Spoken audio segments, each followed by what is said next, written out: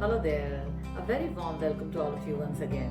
And I'm here with one more interesting topic which will not just give time to yourself but it will also make you productive. I'm talking about the book Deep Work, which is written by Calnewport, who is a professor in the Georgetown University and has written incredible books on various topics. Today, in this hyper-connected world, I'm sure you will agree with me that most of us have forgotten how to work in a focused way, how to put focus on a particular task.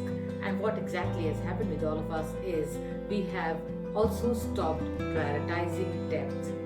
So all of us are in a way sailing in the sea of distraction. And distraction comes from everywhere. Distraction might come from your cell phone in the form of different kinds of notifications which keep you busy. It might come from different kinds of meetings. It might also come from visitors. It might come from this and that knick-knack work. And throughout the day, you keep doing different kinds of things and you remain busy. And you feel that the activity which is happening in and around is busyness. You are occupied throughout the day. But the reality is, this busyness is not equal to deep work. So in this video, I am going to share some techniques which I have learned from this book and which I have been using for quite some time now, and I have seen the kind of difference it has made in my life. I have started getting more time for the things which I value more, and at the same time I have also started understanding where exactly my time is going. If it is going in doing shallow work, then I stop doing the shallow work and I concentrate more on deep work. So let us dive deep to understand the different kinds of techniques that Newport suggests in this book and which will surely help you find time to do deep work. Let me give you the definition given by Calnewport about deep work. Calnewport defines deep work as professional activities performed in a state of distraction-free concentration that push your cognitive capabilities to their limit. These efforts create new value, improve your skills, and are hard to replicate. So in short, deep work is focused, uninterrupted, and undistracted work on a given task which also uses your cognitive abilities. The main idea of deep work is to get rid of distractions and to focus intently on one task for an extended period of time. On the other hand, shallow work is such a kind of a work which does not require your cognition, which does not demand your cognitive abilities. In fact, while doing shallow work, there is no need for you to use your cognition. You can do this shallow work on autopilot also. Shallow work could be replying to emails or doing some kind of repetitive work or gathering data, feeding that data either on Word or in Excel sheets, or some such kind of work which doesn't really create any kind of value. He further argues in this book that to thrive in this new economy, one has to master two core skills. And these two core skills are the ability to quickly master hard things, and secondly, the ability to produce at an elite level in terms of both quality and speed. Thus, according to him, the ability to quickly master hard things is important in any field. Let me give you an example. If you want to create videos on YouTube, the most important skill that you need to learn is editing. You need to learn how to set up camera. You need to learn how to script so that you will be able to come out with a successful video. In the same manner, there could be one more example that if you are a Zumba instructor, it's important for you to know your steps very well. So if you are able to learn difficult things easily, it will become easy for you to thrive in this new economy. In the same manner, if you take the second core ability of producing at an elite level, one has to apply the skills which one has learned. So you can't just learn editing and how to set camera or how to write a script, but you also have to create videos and you have to upload the videos, you have to start a channel. So he gives two important lessons to thrive in this new economy.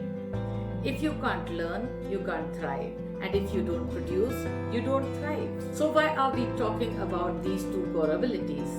because Newport says that if you really want to achieve these two core abilities to thrive in the new economy, then deep work is essential.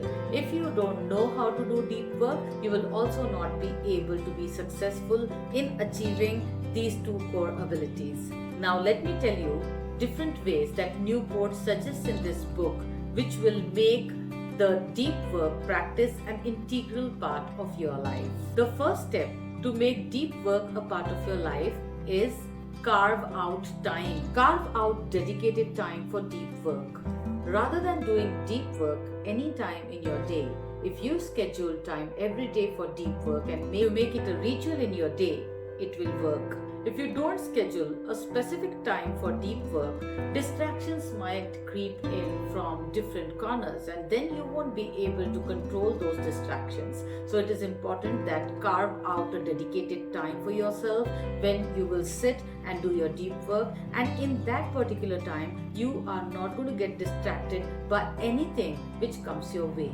If you are able to do so, you will be able to practice deep work. In this book, Newport suggests 4 different ways with the help of which you will be able to schedule dedicated time for doing deep work. And these 4 ways are seclusion, periodic, daily, and ad hoc. About seclusion, he says that seclude yourself like a hermit. Just avoid all distractions.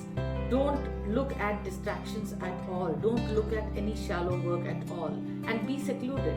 Now, if you really want to use the method of seclusion, I think so it is not very much possible for all of us who are working professionals, because you cannot live like a hermit when you are working in an office. The second thing which he talks about is periodic. He says that try to find out some such chunks of time in your day-to-day life so that you will be able to do your deep work. So maybe in a week you can find out 3 days on which you will be able to do deep work, and on the remaining 3 days it would be a mixture of shallow and deep work. The third type of scheduling your deep work is daily. He says that in your day-to-day life you can find out some such slots where you will be devoting those slots only for deep work. And the fourth is ad hoc. Ad hoc is the most flexible way, where you are not really putting any kind of a slot in your day or in your week for deep work, but you are doing your deep work as and when you get time. And it is my experience that ad hoc doesn't really work, because you don't have any stipulated time for yourself to do deep work, and that is why every now and then you get distracted, and because there are distractions, focus is highly impossible. So if you can pick up any of the ways out of these 4 ways to schedule your time, carve out your time for doing deep work, it will be very easy for you to follow it up. The second technique which he says is build an environment conducive for deep work. So Newport suggests to build such an environment around you which will support deep work and keep away the distraction triggers. He also suggests different ways with the help of which you will be able to create distraction-free environments. Firstly, he suggests to create a deep work space. That is the kind of space in our house we have for puja or for meditation. We have a specific space where we go only for doing puja. In the same manner, he says that find out such a kind of a place in your house where you will enter that place only for doing your deep work. Other than deep work, you're not going to do anything. In short, it means that you're not going to carry any external things, that is any kind of technological tools inside, so that you're totally into your zone and you will be able to do your deep work.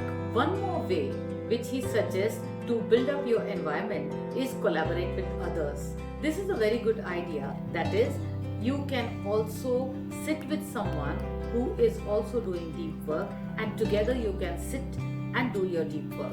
Now, why exactly it is a very successful way? Because sometimes when you are sitting with someone who is also doing deep work, there is a kind of healthy competition which comes up, and because of this competition you will also keep up with your deep work, and the other person will also do the same.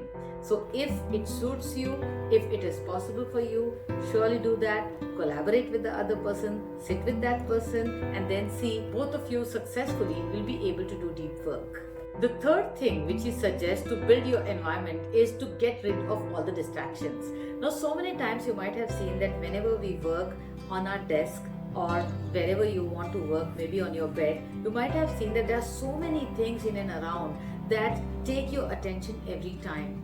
So when you are doing your work, just get rid of all the distractions. Don't keep your phone around you. Don't keep anything which will distract you. And when you have only things on your table which you really require, you will not get distracted. And when you get away from the distraction triggers, you will be able to focus more on your work which is at hand. Even though you learn how to give time to deep work and you understand what is shallow work, how to avoid shallow work, one thing which I like is give downtime to yourself. It's important for you to understand that even after doing so much of work, you should be able to give downtime. Now, what is this downtime? One technique which I like from this book is try to find out the end point of your work day. It's important to know when you are going to finish your work day. Once you have decided that I am going to finish my work day at 5:30 in the evening, then after that, don't entertain any calls, don't call anyone, don't mail anyone, don't reply to someone's mail. If it is very urgent, you can surely do that. But if you keep doing it throughout the night, then there is no downtime which you are giving to yourself, and obviously burnout is going to happen. So I like this idea of downtime. I'm sure you will also like a lot of ideas which are discussed in this book. It's not possible for me to cover each and every idea which is given in this book, but I encourage you to read this book, and I'm sure you'll pick up this book to bring the concept of deep work in your life. And I'm sure once you have done that, you'll be able to see that there is a lot of satisfaction in your life, and you will feel that there is meaning to your life. So thank you so much, and see you again.